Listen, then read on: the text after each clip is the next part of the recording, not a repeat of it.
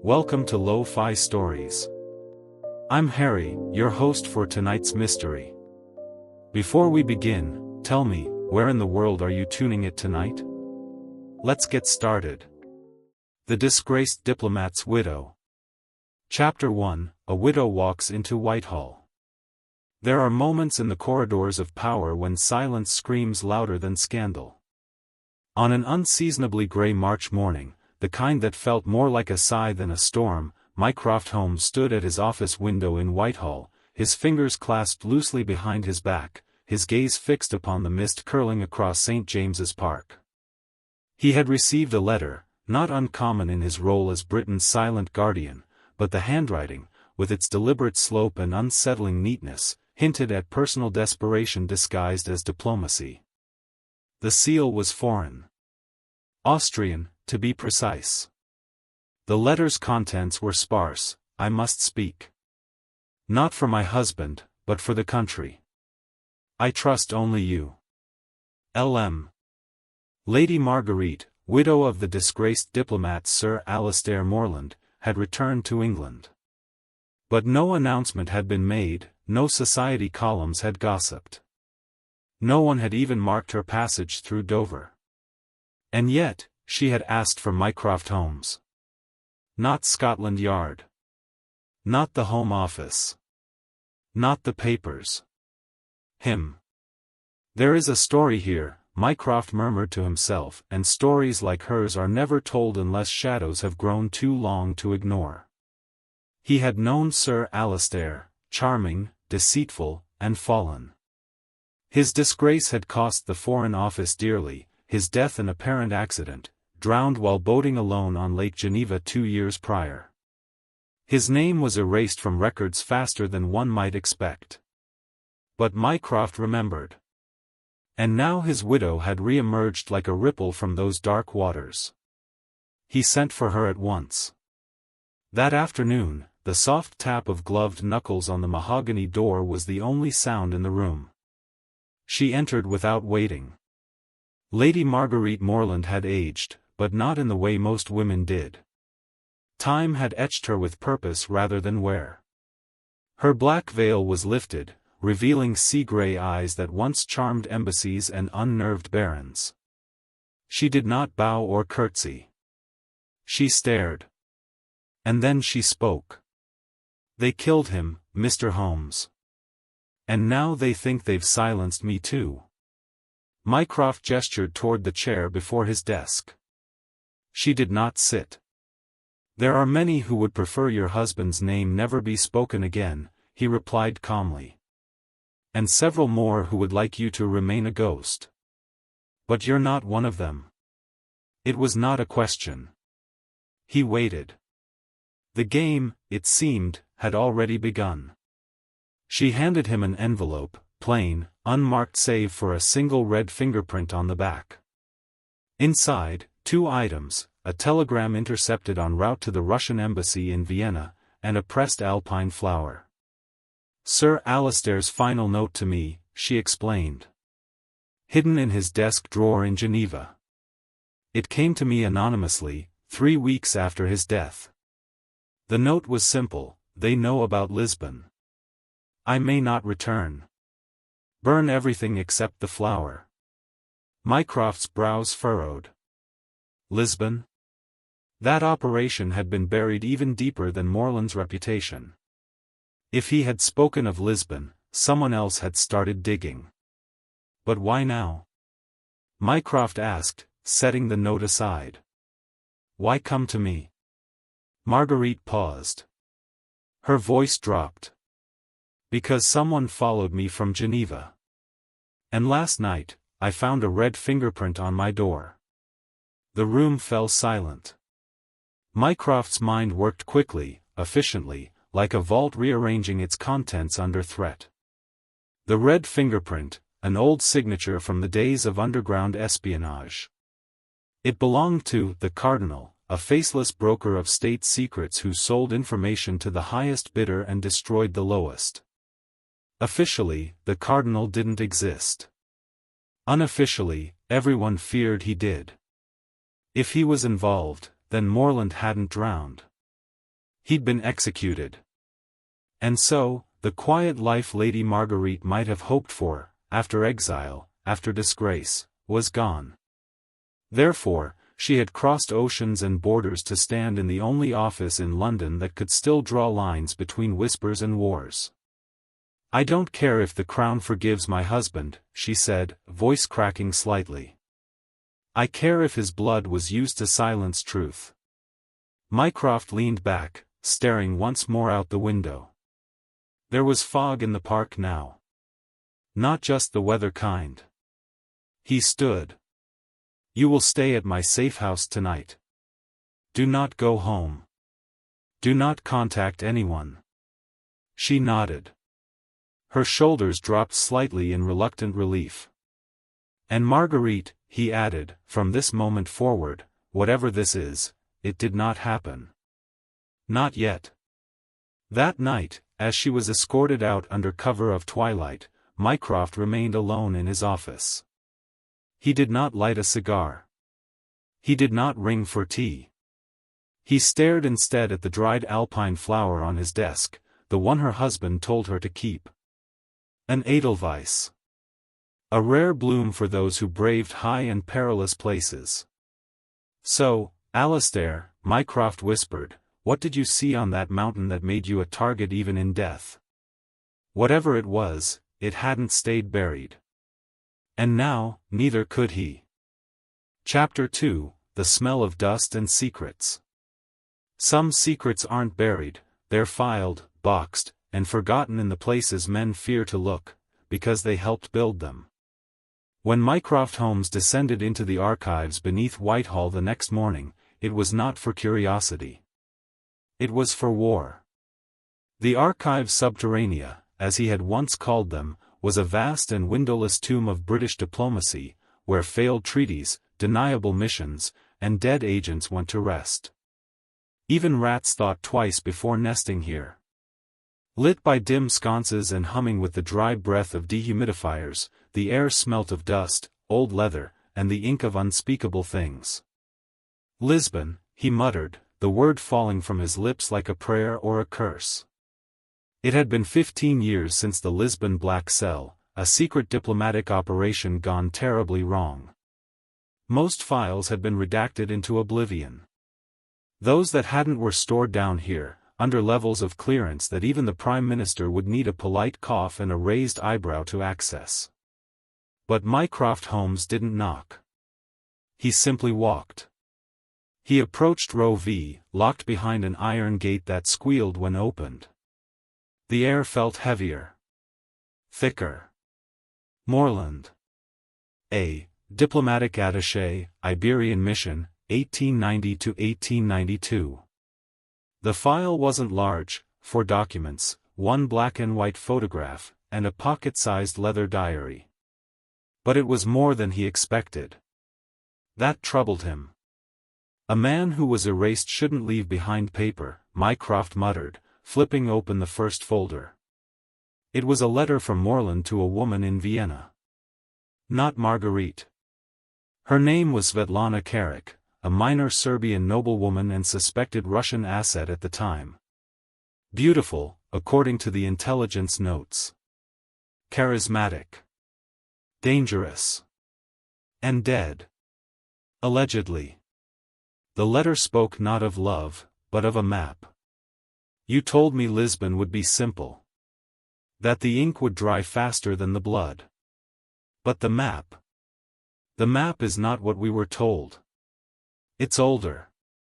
And there's a name scratched into the margin, Tarquin. They'll kill me if they find it. They'll kill everyone if they don't. Tarquin." Mycroft froze. He hadn't heard that name since the early days of the Crown's cipher division, Project Tarquin, a failed encryption model that turned rogue, not because it was cracked, but because it learned to crack itself. It was never a man. It was never a place. And yet, Moreland had seen it written on a map in Lisbon? Which map? And why had that word resurfaced now? Therefore, Mycroft turned to the diary. Pages brittle with age, the ink faded but legible in most places. It wasn't filled with secrets, at least not at first glance. But then he saw it. Page 47. A single line, scrawled vertically in the margin. Edelweiss means, I've seen what others won't believe. It wasn't poetry. It was code. Moreland had hidden the truth inside meaning. Inside sentiment. The pressed alpine flower his widow brought wasn't romantic. It was a key.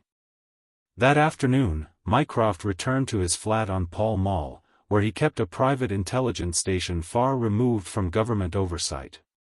There, beneath a false-bottom drawer, he retrieved a slender wooden case marked only with the letter K.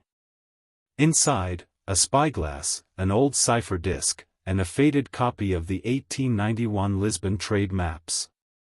He examined the map under magnification. Nothing. Then he placed the Edelweiss over the corner, its delicate roots just brushing the coastline. In the outline of the flower's shadow, something appeared, for faint letters, etched in salt ink only visible at a certain angle under sunlight. MRI. Mari? Not a code this time. A name. A person? Or a ship? He picked up the phone. Lestrade? Yes. I need all naval logs referencing a vessel named Mari between 1885 and 1895. Civilian, military, foreign, doesn't matter. Prioritize Lisbon docks and Austrian registries. And check insurance records. Someone's trying to bury her deeper than the sea.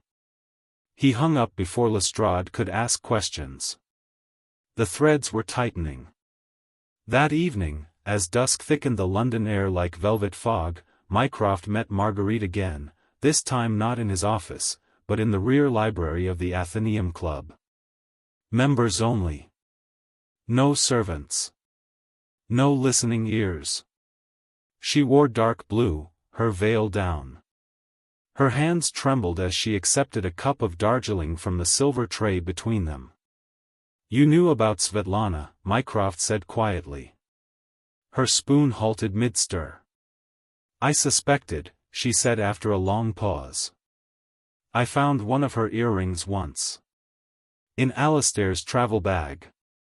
It wasn't the betrayal that frightened me. It was the coldness. He waited. She was a ghost even then. He spoke of her like she still had power over him. Not as a lover, but as a priestess. As if she showed him something holy and ruined. Mycroft leaned back.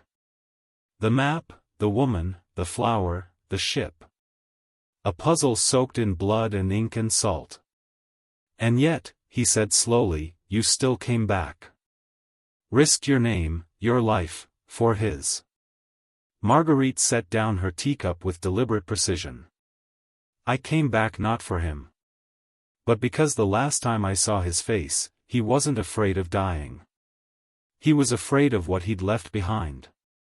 Outside, London's street lamps flickered on, one by one, as if waking from some dim dream.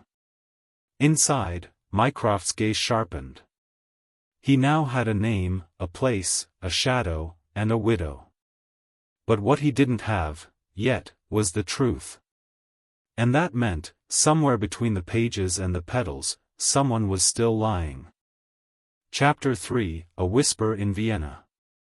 Some answers can only be found in the ruins of old cities, where the stones remember better than the people do. The next morning, Mycroft Holmes stood beneath the iron awning of King's Cross Station, boarding a discreet diplomatic train bound for the continent. He traveled not with servants or aides, but with a battered leather case and a single sealed letter from the Foreign Office granting him special access, though he hardly needed it. His destination, Vienna, once the jewel of the Austro-Hungarian Empire, now frayed at the edges by too many secrets and too much snow. It was in Vienna that the late Alistair Moreland had once served under the guise of a trade attaché.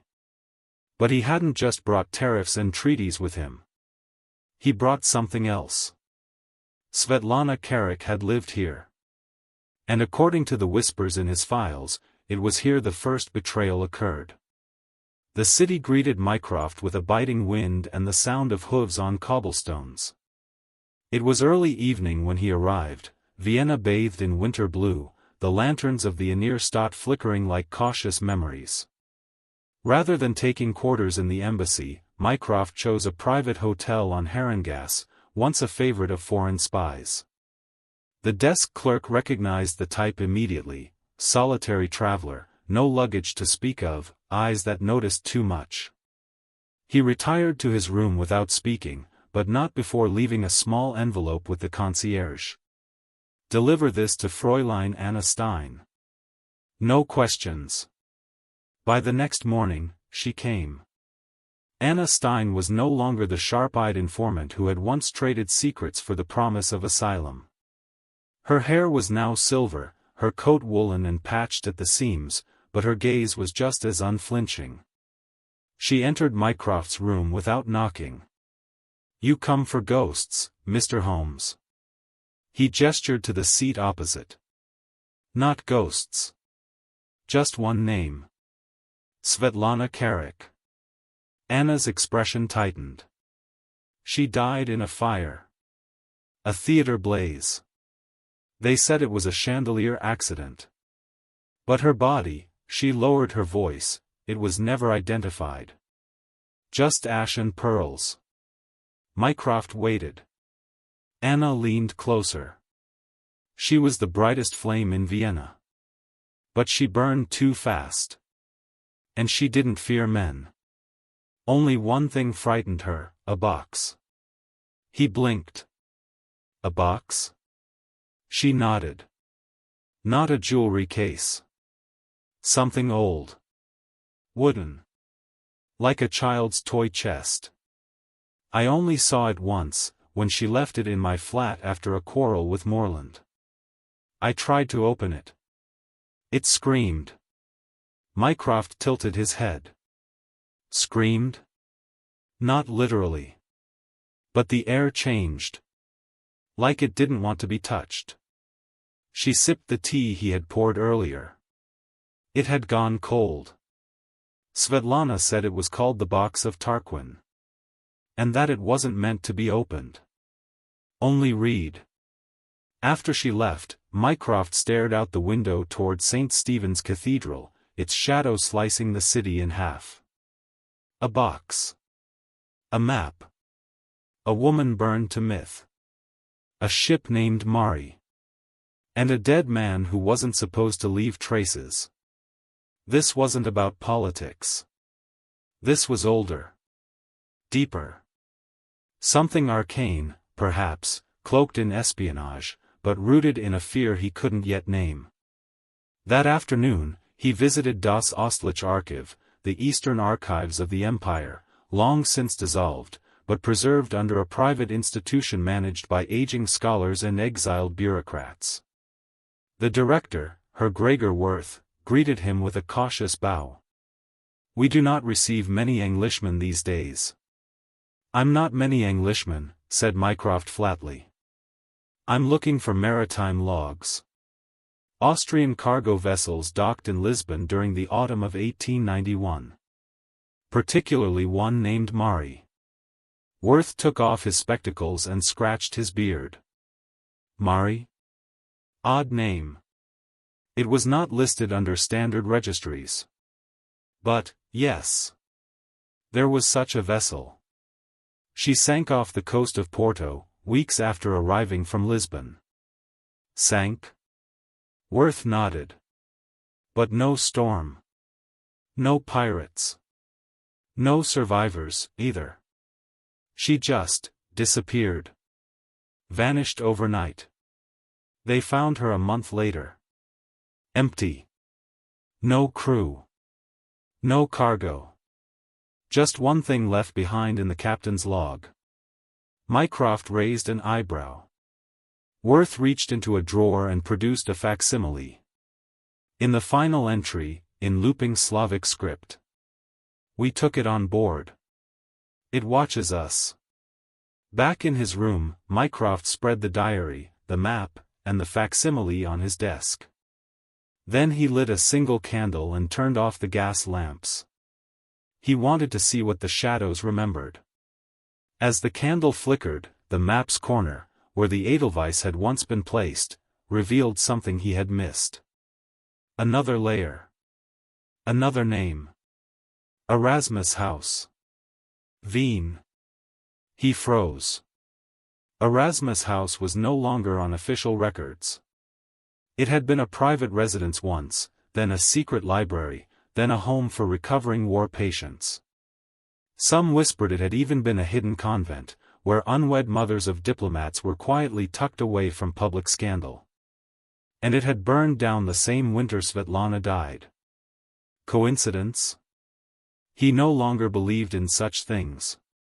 Just before midnight, Mycroft stood before the blackened ruins of Erasmus House, its charred timbers barely recognizable beneath layers of snow and ivy. All that remained was a wrought iron sign swinging in the wind. And a single stone pillar with a word carved shallowly into it. Tarquin. Chapter 4, The Box That Shouldn't Be Opened. There are boxes the world has forgotten. And then there are boxes the world chose to forget. The snow had grown thicker in Vienna by the time Mycroft Holmes returned to his hotel. The candlelit revelations at Erasmus House had left him shaken, not because of what he saw, but because of what he now suspected. The word Tarquin was not a name unknown to him. He had encountered it once, buried in a forbidden pamphlet circulated within a hidden archive of the Vatican Library. A symbol tied to a cult that believed in preserving knowledge not for enlightenment, but for control. According to the text, the box of Tarquin was not just a container. It was a codex of secrets, a vessel for memories too dangerous for public minds. Its origins were obscure, Roman? Babylonian? No scholar agreed. But its last known appearance, the text warned, was during the fall of a kingdom, a fall brought about not by war or rebellion, but by the unsealing of the box. And now it had reappeared, somehow entangled with a British diplomat, his mysterious widow, and a sunken vessel named Mari. Mycroft sat at his desk, lit only by candlelight once more. He unfolded the hand-drawn map Svetlana had hidden in the frame and examined it more closely. There were strange ink markings under the topographic lines. Notations in multiple languages, some Slavic, some Arabic, others written in what appeared to be ancient Greek. But it was the symbol in the bottom right corner that chilled him, a circle intersected by 3 lines, identical to the one burned into the stone at Erasmus House. This was not political. Not entirely.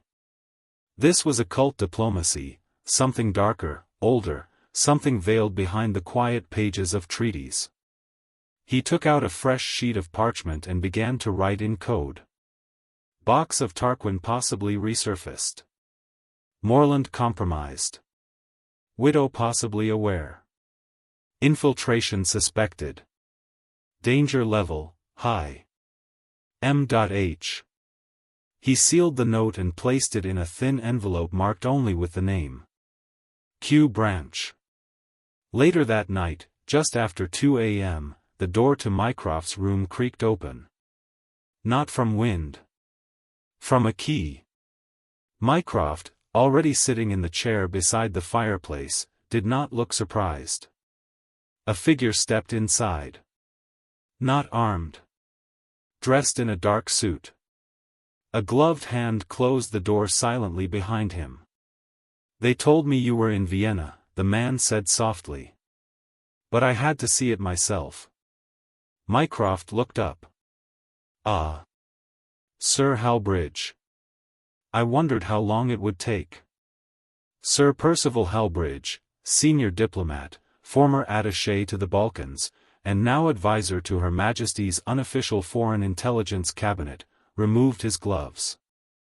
"This affair," he said quietly, "must be buried."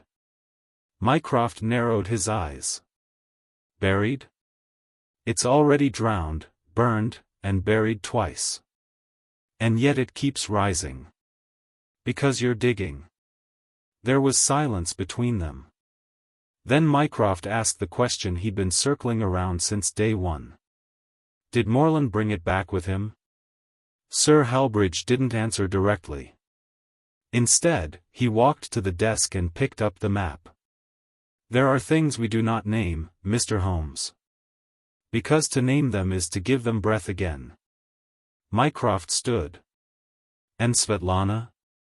Sir Halbridge turned. She was loyal. Once. Then, not. Is that why Erasmus House was burned? A pause. Then, softly, that was not our doing. The fire came from within. By morning, Halbridge was gone. No note.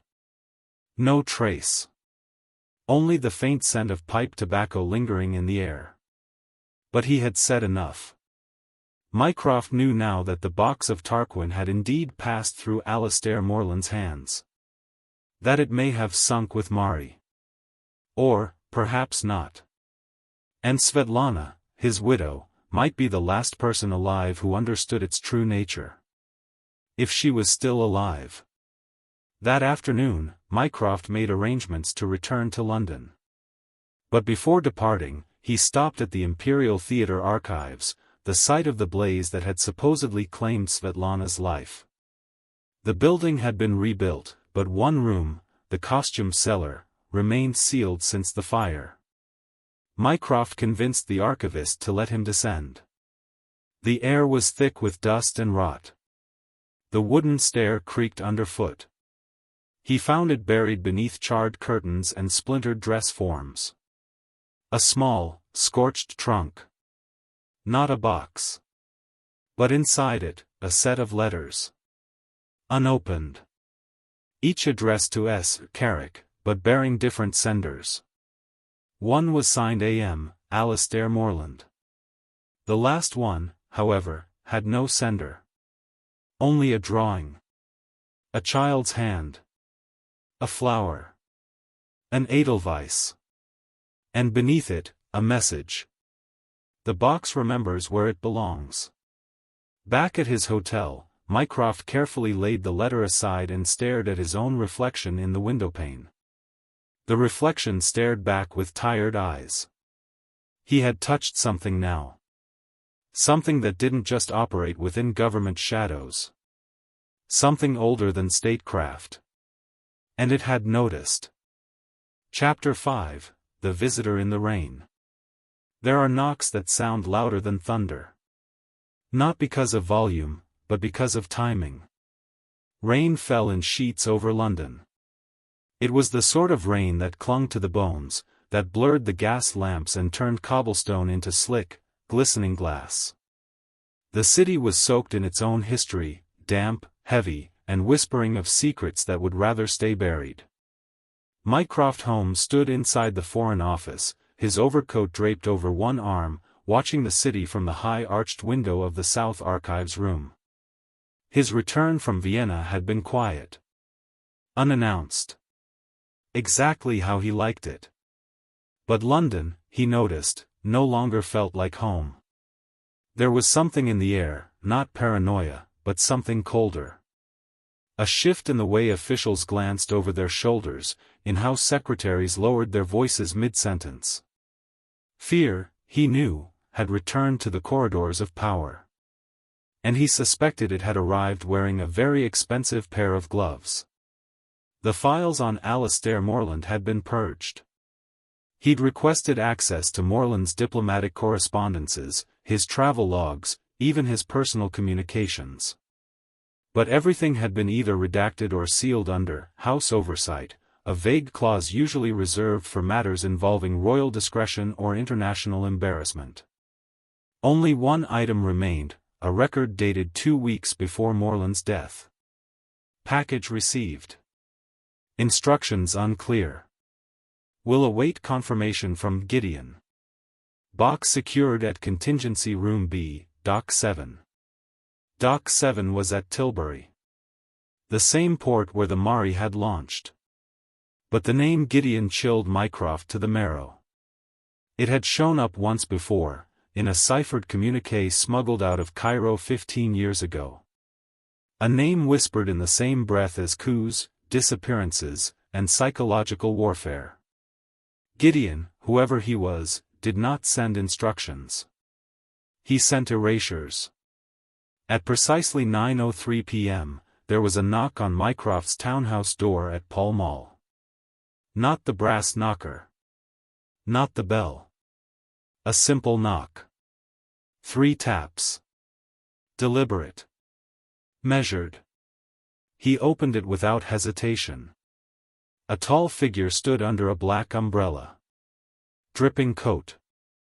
Gloves. And beneath the wide-brimmed hat, a pale, elegant face framed by dark curls. "May I come in, Mr. Holmes?" she asked. Mycroft studied her silently. Then stepped aside. "You're supposed to be dead," he said. She smiled faintly. "Then let's call this a haunting." Svetlana Carrick looked like a woman halfway between mourning and vengeance. Her voice was calm. Her eyes sharper than glass. And she spoke with the weariness of someone who had run too long from things not visible on maps. She handed him a damp envelope. "He didn't drown," she said softly. Inside was a photograph, grainy, taken from a distance, but unmistakably showing Alastair Moreland, 2 days after the Mari was reported sunk. "He staged it," she said. "He needed the world to think he was dead. But he was moving something ancient, something he couldn't risk falling into political hands." "The box?" Mycroft asked. She nodded once. "And he was working for someone named Gideon." The two sat across from each other, the fire between them flickering as thunder rolled in the distance. Mycroft finally asked, "Why come to me now?" Svetlana hesitated. "Then, because they know I'm alive. And they'll come for me. But not until they finish what he started." "What did he start?" She leaned in, her voice barely above a whisper. "A pact between nations, and nightmares." She pulled a small black envelope from her coat. Unmarked. Sealed with red wax. "He told me to give this to you if anything ever happened." Mycroft cracked the seal. Inside was a thin slip of parchment. No message. Only coordinates. Latitude 51.4826 degrees north, longitude 0.0077 degrees east. The location? Greenwich. The old Naval College ruins. Where time itself had once been measured. That night, as the rain continued its assault on the windows, Mycroft stood alone with the message in hand. Greenwich. Midnight. He knew it was a trap. But he also knew it was the only way forward. Some boxes were made to stay closed. But some truths had been counting the seconds until they could be opened again. Chapter 6, The Echoes Beneath Greenwich. Some places remember too much. The rain had finally thinned by midnight. London's skies hung low, as though the city itself was holding its breath. The streets around Greenwich were deserted. No lamplight. No foghorns from the river. Just the soft hush of wind whispering over the worn stones of the old Royal Naval College. Mycroft Holmes stood alone before the main gate. He wore black, not for mourning, but for anonymity. Beneath his coat, he carried nothing save for a single pocket revolver, 2 folded maps, and the sealed parchment, now wrapped tightly in oilskin. He was not here to visit. He was here to uncover what a dead man had chosen to hide beneath the ruins of the nation's old measure of time. And time, it seemed, had something to say in return. There was no difficulty entering the old halls. A bolt cutter. A slipped latch. A forgotten door half hidden behind ivy. He moved like someone who had once memorized the blueprints of the building not out of necessity, but out of obsession. The old archive chamber lay beneath the east tower, once a depository for celestial charts and naval chronometers. Now it was a cavern of mildew, dust, and echoing stone. He descended carefully, the wooden stairs creaking with age and rot. Then paused.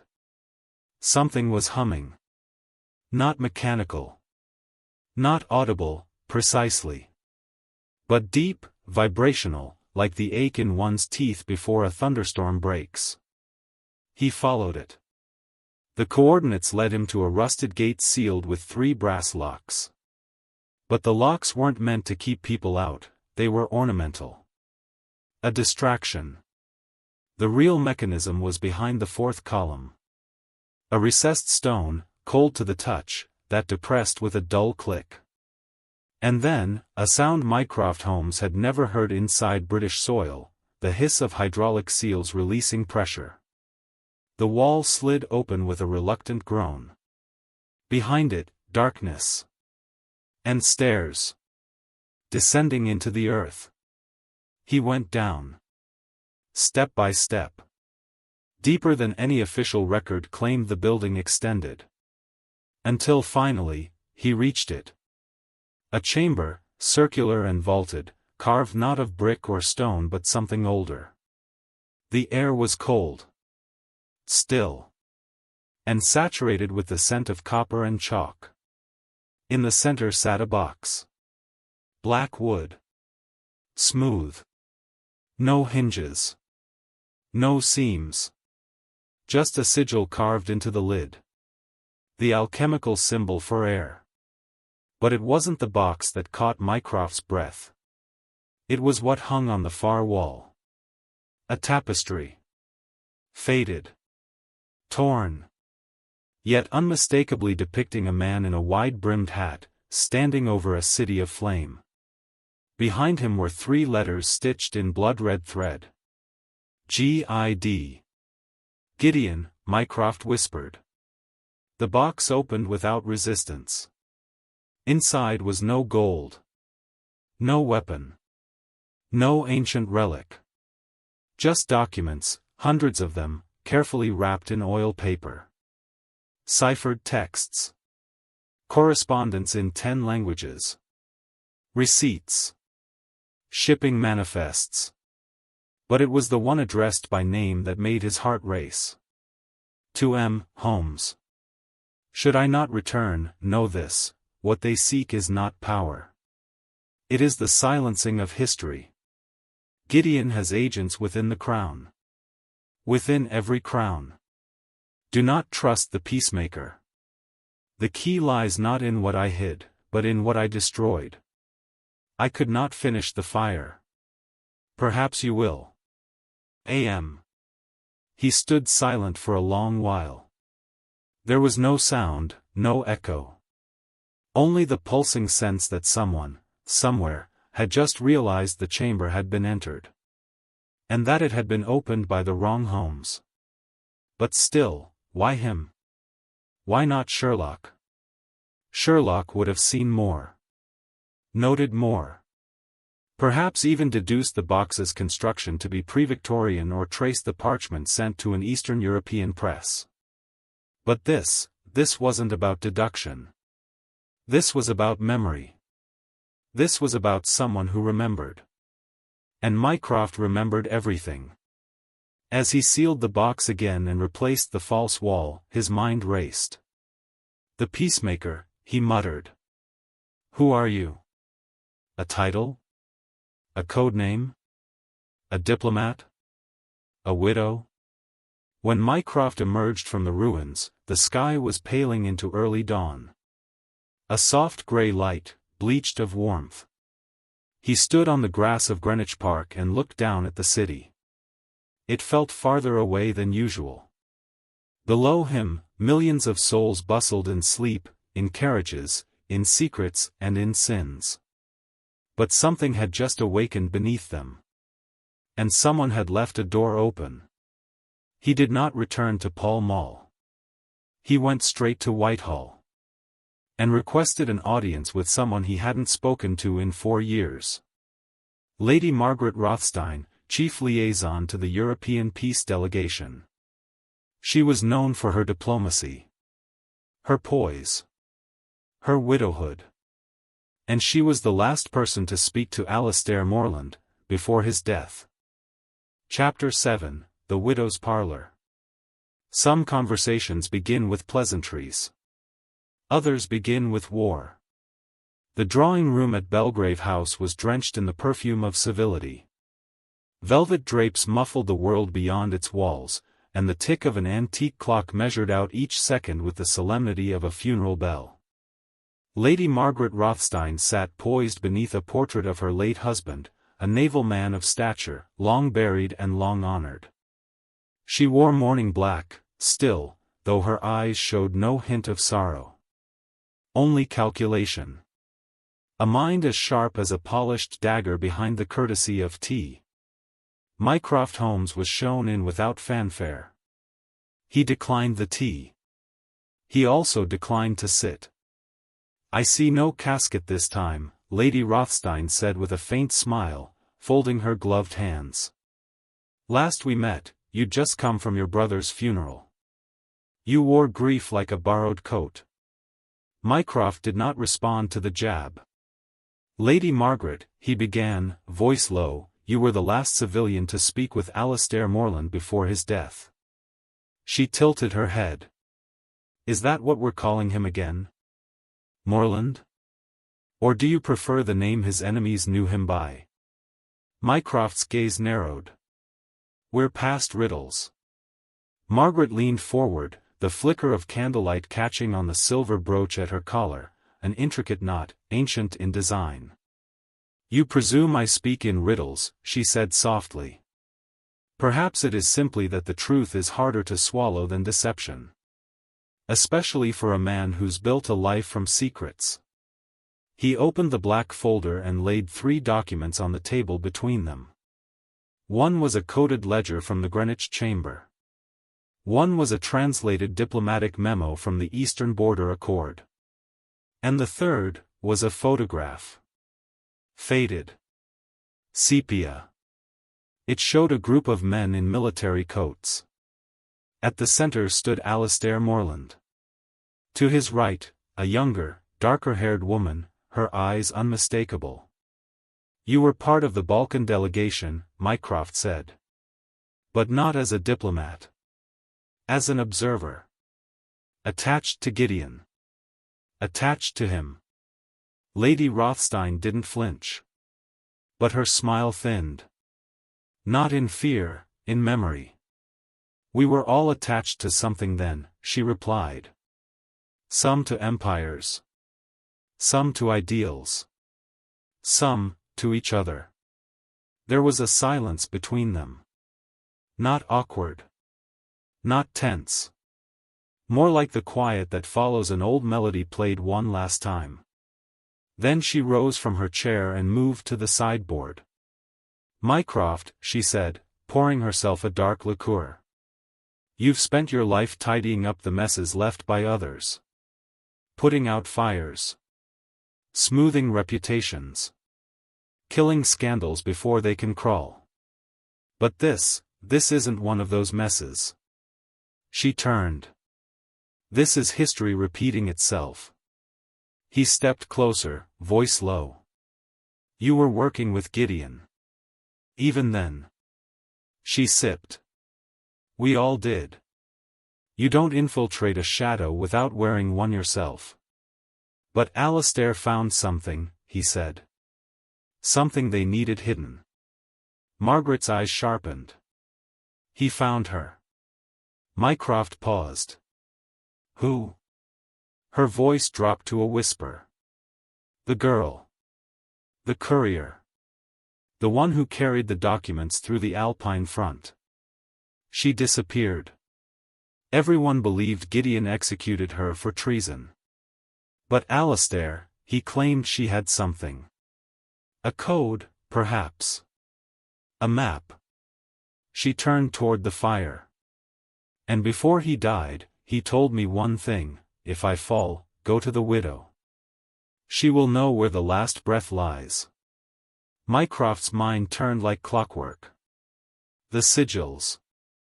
The sealed chamber. The missing girl. The sealed documents that weren't just political, but personal. Alive with betrayal, sacrifice, and a plan unfinished. He stepped forward. You have the key. Lady Margaret met his gaze evenly. No. I am the key. From behind a panel in the bookshelf, she withdrew an envelope. Old. Wax sealed. It bore a single word in ink that had faded to brown. Wildfire. She handed it to him. He knew he wouldn't make it past Geneva. I promised him I'd stay quiet until someone came asking not for justice, but for the rest of the story. Mycroft held the envelope without opening it. The weight of it was heavier than paper. Then what is this? He asked softly. A confession? A warning? A map? Lady Rothstein's voice was almost too quiet to hear. It's a promise. From the man who gave up everything to keep one secret buried beneath a kingdom. She looked up. And now you've dug it up. A carriage was already waiting when Mycroft stepped back into the London night. No fog. No footsteps. Only the city breathing around him like a sleeping dragon. He stared at the envelope. At the single word written on it. Wildfire. What did it mean? A mission? A weapon? Or a final act in a game no one was supposed to finish? As the carriage pulled into motion, Mycroft closed his eyes for a moment. Alastair Morland had not simply fallen. He had vanished into myth, into memory, into something too dangerous to be written into the Crown's records. And now his story was resurfacing. In envelopes. In shadows. And in the widow's eyes. Chapter 8, The Letter Marked Wildfire. Some letters are meant to be read. Others are meant to be remembered. The sealed envelope sat in Mycroft Holmes's hand like a live ember, its wax seal cracked but unbroken, its paper frayed by time, not tampering. He did not open it in the carriage. Nor did he open it in his government office beneath the shadow of Westminster. He waited until night, when London sighed and quieted, and the city's heartbeats slowed to something more ancient. Then, seated alone in his private study at Pall Mall, he lit a single lamp, poured a modest scotch, and unsealed the past. The handwriting was unmistakable. Alastair Morland's. Sharper than a soldier's script, more elegant than a bureaucrat's. A man who had learned to lie through ink long before he learned to lie with words. Underscore, if you are reading this, I am dead. And I did not die by accident. Underscore. It began like a confession. It unfolded like a chessboard. Mycroft read each word slowly, his expression unreadable. But in his mind, the fog was lifting, scene by scene, name by name. Underscore, her name was Elena Weiss. Half German. Half Romanian. A linguist. A courier. A cipher in human form. Underscore. She had been young, barely 19 when she carried messages for the Geneva mission. According to Alastair, she had not just memorized codes. She had created one. A cipher no one could break. Not even Gideon. Not even the Crown. Because it wasn't on paper. It was oral. Spoken in a hybrid dialect only she and one other person in the world understood. Underscore, I made a mistake, the letter continued. I told her I could protect her. That our cause was righteous. That our enemies wore foreign flags. But I was wrong. The real war was not in Europe. It was here. In London. In our parliament. In our own ministry. Underscore. The betrayal had come from within. Someone had ordered her capture, not her extraction. She was marked a threat, not an asset. A ghost that knew too much. The letter revealed the name of one man who may have known where she fled. Thomas Radcliffe. Archivist. Level 7 access. Codename, Grey Veil. The man had vanished 15 years ago. Declared mad. Rumored to have burned half of the Crown's classified archives in a fit of disillusionment. But Alastair hinted otherwise. He didn't go mad. He went silent. He saw the truth, and he chose exile over allegiance. Mycroft closed the letter. He did not move for a long time. Outside, the streets were still. A cab passed by with the slow clatter of hooves. Somewhere, far away, Big Ben struck 3 times. The truth was not a dossier. It was a person. Elena Weiss, the lost courier. If she was alive, she carried more than a memory. She carried the final thread of a story too dangerous to write down. Mycroft reached for his internal file registry. Radcliffe. Grey Veil. Level 7. Every reference to him had been wiped. Every photograph redacted. Every file tagged with a strange stamp. Non retrievable. But he knew better. People don't vanish. They wait. They watch. And sometimes, they write books no one reads under names no one remembers. The next morning, Mycroft stood at the platform of Paddington Station, coat buttoned high, cane in hand. He was heading west. Not to find Radcliffe. But to find the only person who might remember him. An old friend of his mother's. A retired schoolmistress. And a woman who once taught a little girl named Elena how to speak a language no one else could understand. The wind carried smoke and iron across the station. The train whistled. And Mycroft stepped aboard, not as a man of the Crown, but as a brother, a son, and now, perhaps, as the last living witness to a war no one knew had begun. Chapter 9, The Library of Unspoken Names. In the quiet corners of forgotten places, truth doesn't shout, it waits, patient as dust on a shelf. The village of Belgrave-on-the-Moor was not marked on every map. A pastoral sprawl of winding lanes, crooked hedges, and chimneys that puffed smoke like memories rising from stone. It was the kind of place where nothing ever seemed to happen, and yet, everything once had. Mycroft Holmes arrived just after sunrise, dressed not as a statesman, nor a spymaster, but as a simple gentleman in a traveling coat. He carried no entourage, no note of introduction, and no explanation for his presence, only a name scribbled in his brother's script. Mrs. Thistlebank, headmistress, retired. Ask about Elena. The bell above the library door chimed softly as Mycroft stepped in. It was an old building. Older than its books. The air smelled of lavender, old wood, and time gone to seed. Behind the desk sat a woman whose grey hair was braided neatly into a crown. Her back was straight, her glasses gold-rimmed, and her eyes sharper than steel. "Mr. Holmes," she said without looking up. "You took longer than I expected." For a long time, they said nothing. Then she poured tea, black and strong, and placed a folder between them, thin, tied with twine, wrapped in linen. "Elena's records," she said. "The official ones. Sanitized. Useless. You don't want those." "What do I want, then?" "You want the book she never wrote." She led him to the back of the library, where the shelves gave way to a circular alcove, more den than archive. There, behind a curtain of beads, sat a chest. Carved walnut, adorned with faded red thread in the pattern of a black sun, a symbol Mycroft recognized from diplomatic encryption circles.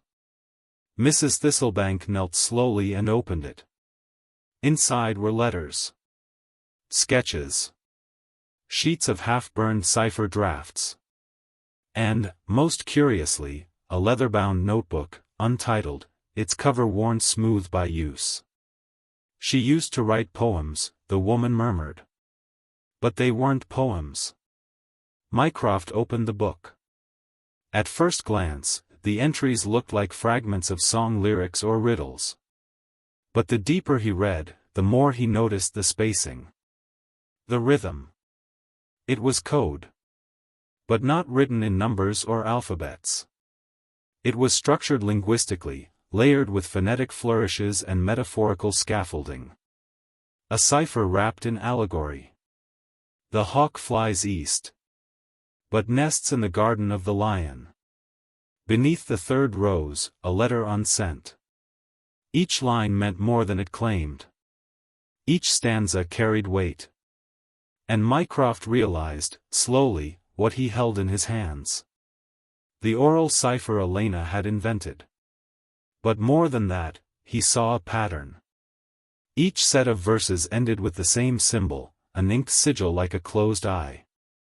And next to it, an initial, T.R. Thomas Radcliffe. The disgraced archivist. The vanished ghost. But here, his presence was vivid. Marked.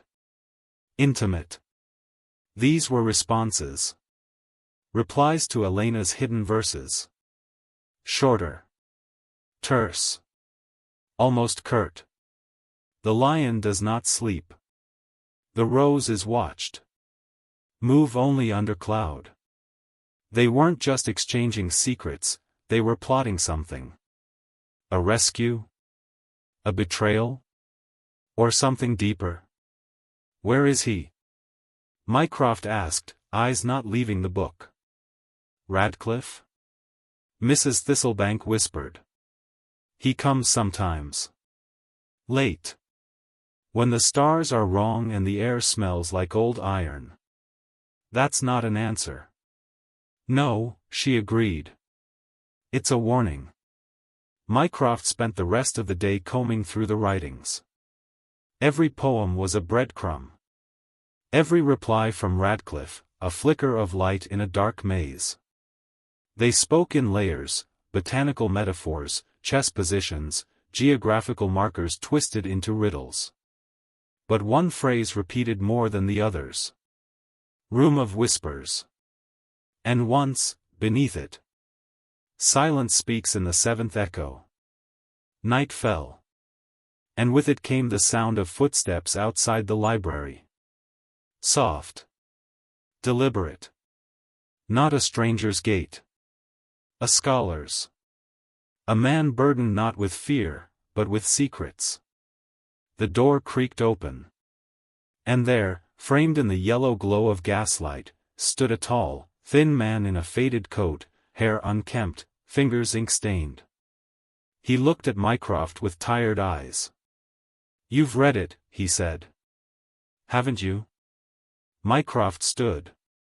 "I have. And I believe she's still alive." The man smiled faintly. Then whispered. "So do I. But belief alone will get us both killed." Chapter 10, The Room of Whispers. Some rooms aren't built with walls. They're assembled from silence, regret, and the agreements no one dares write down. The man before Mycroft Holmes was thinner than memory had made him. Thomas Radcliffe, once the Foreign Office's most gifted archivist, now presumed dead, missing, or worse, stood as if bracing for a verdict. The lantern light caught the hollow beneath his cheekbones. His suit hung on him like a borrowed past. "I couldn't leave it alone," he said, voice low. "Not after what they did to her." "You were supposed to be her handler," Mycroft replied coldly. "Instead, you disappeared." "I had to. The moment I tried to intervene, I became a liability." They sat in the rear of the library, the door locked, the curtains drawn. Mrs. Thistlebank brought whiskey in mismatched teacups and left them alone. The notebook of riddled verses lay between them, open like an unsolved wound. She was too good, Radcliffe said after a long silence. Too quick to see through the lies. She uncovered the Whitebrook arrangement before I could prepare her for what that meant. Mycroft raised an eyebrow. Whitebrook? You've heard the term. But not the truth. And then came the story. Quietly, like confessions in a cathedral. The Whitebrook arrangement was not a treaty, not even a paper. It was a pattern, a web of off-book compromises between departments, foreign agents, and ghost operations, born in the ash of war and kept alive by silence. Radcliffe leaned in. Elena found the ledger. Not the official one, the original. Handwritten. Kept by someone with a conscience. Names. Codes. Locations. You were in it. I was in it. Even your brother, once. And not for crimes, but for knowing too much. Mycroft's face did not change. But something behind his eyes shifted. And what happened to the ledger? I tried to help her smuggle it out. We planned to leak it to a man in Geneva. What went wrong? Radcliffe looked away. She didn't make it to the train. But she hadn't died. That much, they both believed now. Radcliffe had spent the last 2 years tracing fragments of her trail, notes left in antique books, symbols scratched beneath chairs in meeting rooms, a single tulip left weakly on a forgotten grave in Vienna. She's telling me she's alive, he said softly. That she's being held. And that she wants me to find the Room of Whispers. Mycroft stared at the fireplace. The Room of Whispers. He'd heard it before. Once, in a coded message intercepted in Lisbon. Again in a footnote buried deep in the SIS archives, marked Level 4 clearance. Always attached to denials. Always adjacent to disappearances. Not a location. A protocol. A room where dangerous knowledge was held, not in papers, but in people. And those people were silenced. Not killed. Not officially detained. Just disappeared. Put away. Indefinitely. We'll need access to the internal corridor map of the Eddystone house, Mycroft murmured. Radcliffe blinked. That's a ghost floor. They say it doesn't exist. Then we'll need someone who built it. And so, they planned. Not a break-in, not a rescue, not quite treason, but something that touched all three. Radcliffe produced a diagram, crudely drawn, partially burnt, smuggled from a Russian double agent who claimed to have once walked the halls of Eddystone's lower level. It showed a circular corridor, windowless. No labeled rooms. Just numbers. Mycroft studied the symbols. At the 7th mark, the only note written in English. 7 echoes. No more. He closed the notebook and said, I'll go in. Radcliffe shook his head. You're too visible. Too political. Which is why they'll never expect it. You're not trained for extraction. I'm not extracting. I'm listening. They agreed to meet again in 48 hours. Different place. Different name. No written trail. As Mycroft stood to leave, Radcliffe placed a hand on the notebook. She always believed in puzzles, he said. Not because they were games, but because she thought truth only revealed itself when we made the effort to deserve it. Mycroft said nothing for a while. Then finally. And what if the truth is worse than the silence? Radcliffe looked at the flickering gaslight. Then whispered, then we must speak louder. Outside, the wind stirred the moors. In London, the Eddystone house stood silent as stone, its top floors visible to the world, its bottom floors whispered about only in fear. And somewhere, perhaps in a room with no door and no echo, a woman once called Elena waited. Not for rescue. But for someone clever enough to read her silence. Chapter 11, The Floor That Doesn't Exist. Truth, when buried long enough, becomes not forgotten, but forbidden. It began, as many of Mycroft Holmes's more dangerous undertakings did, with a dinner invitation. To the world, it was a formal request from the Under-Secretary of State for External Affairs, an aged diplomat who collected fine port and untraceable favors. But between the lines, in the language of old spies and Cold Wars, the invitation read quite differently. Come alone. We both know where the silence begins. Mycroft arrived precisely 5 minutes late. Just enough to show subtle reluctance, but not disrespect. He wore his second-best suit. His best was too conspicuous. The house, nestled near Whitehall, had once belonged to a viscount and now served as a private salon for the forgotten architects of empire, those who moved borders on napkins and vanished operatives with a signature. He was greeted not by the undersecretary, but by a woman in slate gray. Sharp features. No jewelry. A voice like iron under velvet. Mr. Holmes. This way, please. No name given. None needed. She led him past the dining room and through an unmarked door at the back of the corridor. It opened into an elevator with no floor buttons, only a brass keyhole and a lever. You're not being detained, she said with a faint smile. You asked for knowledge. We expect you'll listen before you ask for more. The descent took 19 seconds. They arrived at what should not have existed, sub-level 7 of Eddystone House. A place never built on paper. No architectural records. No emergency access. Just stories.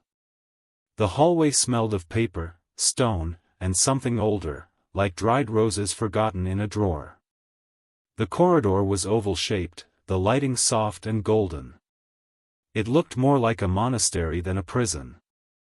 There were no doors, only archways shrouded in curtain-like shadows. Welcome to the listening floor, the woman said. No one speaks here without purpose.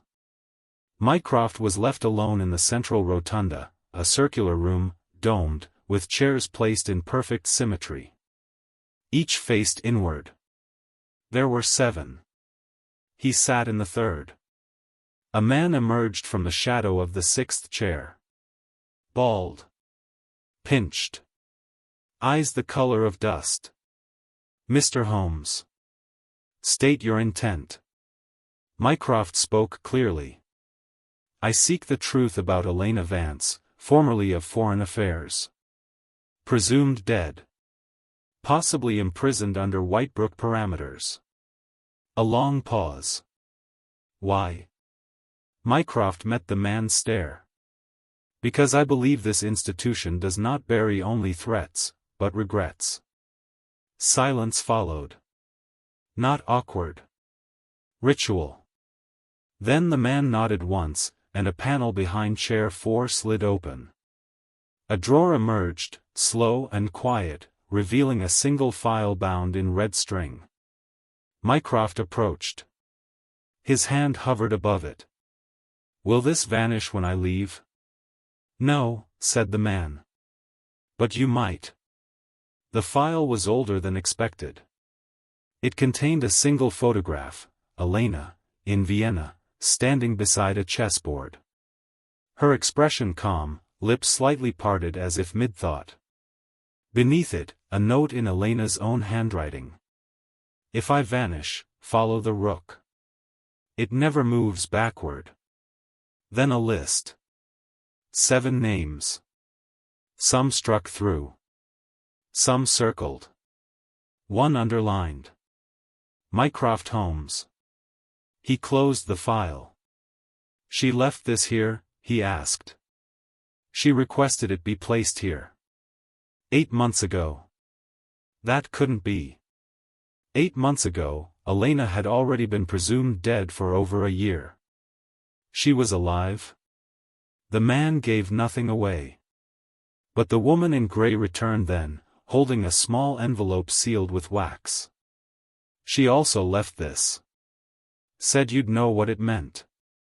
Mycroft took it. Opened it. Inside, a white rook chess piece. Hollowed at the base. Inside the cavity, a rolled strip of microfilm. And beneath the piece, a final note, scrawled quickly in code. I'm not trapped. I'm kept. That changed everything. If she wasn't a prisoner, then she was being guarded. Protected? Or silenced? And more importantly, by whom? He looked up at the woman. I need to see room 0. A flicker of something, surprise? Hesitation? No one goes to 0. I'm not no one. The elevator ride back up felt longer. Or perhaps heavier. In his coat pocket, the white rook felt cold and alive, like it pulsed with each layer of conspiracy he peeled back. Outside, the night had turned to rain. Gaslights blinked uncertainly through fog. Radcliffe was waiting across the street, disguised as a homeless poet. Mycroft didn't speak. He simply dropped the chess piece into Radcliffe's palm and said, "We're not looking for a prison anymore. We're looking for a keeper." And the game had only just begun. Chapter 12, Where Silence Keeps Its Name. Some prisons were no bars, only silence, loyalty, and debt. 3 weeks passed. 3 weeks of misdirection, code-breaking, and silent meetings in half-shuttered cafes. Of piecing together whispers buried under decades of polished lies. By the end of it, Mycroft Holmes was convinced of one terrible truth. Elena Vance was not dead. She was not missing. She was hidden, by design. And the designer sat higher than even he had dared to guess. It was Radcliffe who found the final clue, wedged behind a painting in a decommissioned Foreign Office file room. A scrap of ledger paper. A number scribbled in pencil. J17, Archive 0. No address. No title. But Mycroft had already guessed where it would lead. Only one man ever used that code. A name that even the Prime Minister whispered with care. At midnight, Mycroft entered the basement of the Athenaeum Club, long thought to be just wine cellars and steam pipes. But further down, behind a false stone wall, was a room he had only heard rumors of. Archive 0. There were no files. No shelves. Only a chair, a single lamp, and a man with silver hair reading a leather-bound book. He didn't look up when Mycroft entered. You weren't supposed to find her, the man said. Mycroft stood still. Calm. Cold. I find things that don't want to be found. That's my profession. The man closed the book. No. Your profession is to keep the world from breaking. And she is one of the few things that could shatter it. The man was once a high diplomat. Now he was simply known as the Keeper. No official title. No desk. Just control, wider and quieter than any elected official. Elena Vance defected, Mr. Holmes. Not to another country. To an idea. One we couldn't afford to let spread. Then why not kill her? Mycroft asked. A long pause. Because once, I loved her. And once, so did you. That silenced even Mycroft for a moment. She left of her own will, the Keeper continued. She believed diplomacy was no longer a shield, but a sword in the wrong hands. She tried to expose a network that didn't officially exist. So we made her disappear. He leaned forward. But we let her live. We gave her a room, a name, a life in quiet exile. That was mercy. That was cowardice, Mycroft said evenly. It was containment. Mycroft placed the rook on the table. She left this for me. She wants out. If she walks out, everything she knows walks out with her. Then don't let her walk. Let her speak. A pause. Then a whisper, almost to himself. You always were more dangerous than your brother. That night, Mycroft was led, blindfolded, to room 0. Not in a prison. Not in a bunker. But inside a monastery, long defunct, converted into a residence for lost diplomats the world had no files for. Elena Vance sat in a quiet garden, under moonlight. Dressed simply. Reading a book of poetry in French. She looked up, and her eyes did not flinch. I wondered how long it would take you. 12 years, Mycroft said. You're getting slow. He smiled, just a little. And then sat beside her. They spoke for hours.